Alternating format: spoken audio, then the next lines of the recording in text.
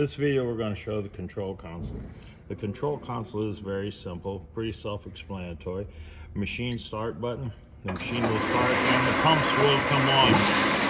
Then you have two modes. You have continuous mode, single sheet mode. When you're in single sheet mode, that's for setup. It's machine start and it'll feed one sheet. Now when you're ready to go into production, then you go to continuous sheet mode for sheet start, and now you're running continuous production mode. You want to stop, you press stop, machine stop. Now if you want to raise and lower the table, since the table is up in the feeding position, of course the only button you can press is the green button, which is lower the table down.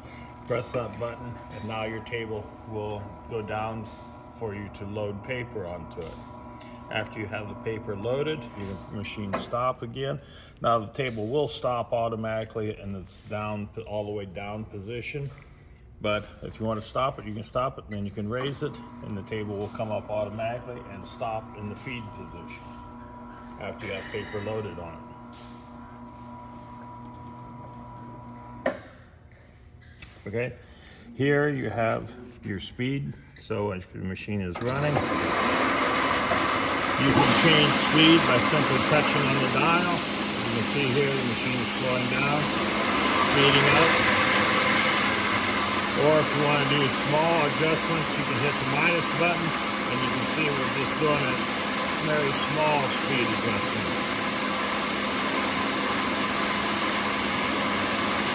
Okay, that's how you increase the velocity of the machine. This area here, this is for the iFold, which tells you how to set the fold plates up. So when you go back to this, if you want to pick a new job, so right now we're set up for a letter fold according to the machine, or a half fold.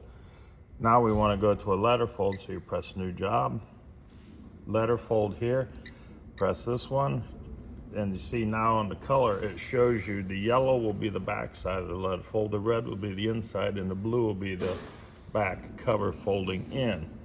So if that's the fold that you want, you press fold select, enter in your sheet size. Since we're at 20 by 32, now you can go to tutorials. And what this screen does is this starts at the feeder and will tell you how to set the machine up from feeder to stacker for a letter fold.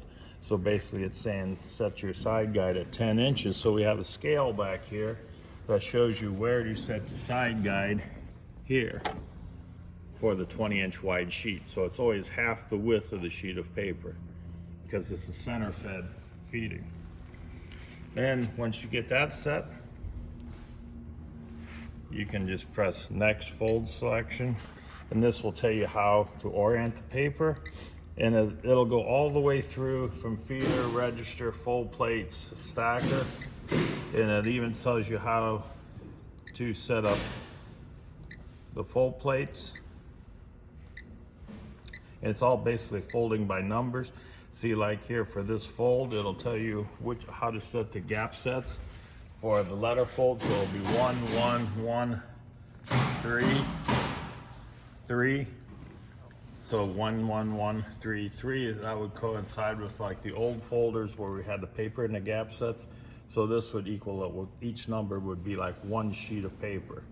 Now it doesn't matter if it's thick or thin because the springs in here will pick up the thickness, but these will coincide with the number of sheets that you would normally put into the gap sets. Okay.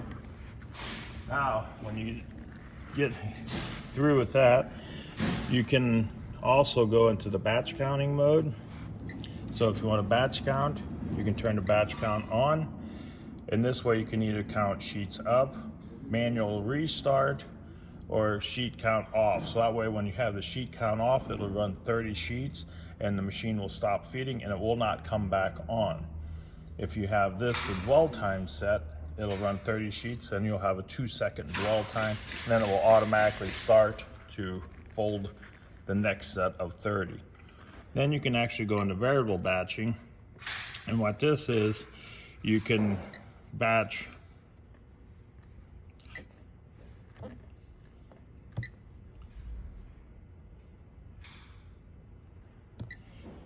you can set up 30 different batches. So if you have the first batch, you want 100 or 150, the next batch 200, the next batch 300, you can load them in here. That way you've got your 100, your 200, your 300, whatever you want, and this will continuously feed, or batch count in sections for you.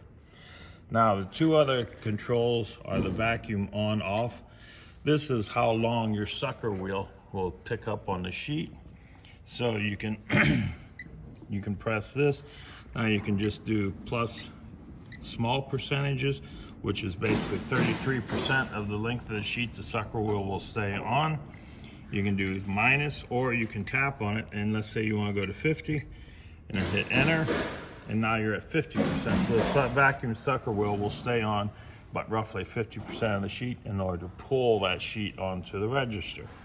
Normally 30% is about what we normally seem to run. Then your sheet gap here. This is the gap between the sheets from the tail edge of sheet A to the lead edge of sheet B.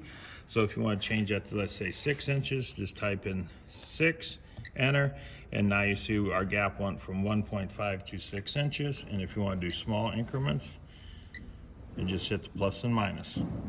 So that basically is the feed controls. Now there is one more. You can tap on the count, and that's how you delete the count. Tap here. Now this gets you into a secondary screen, which will tell you how many batches, how fast you're running, sheets per hour, everything about the job that you're running and how fast the machine is running.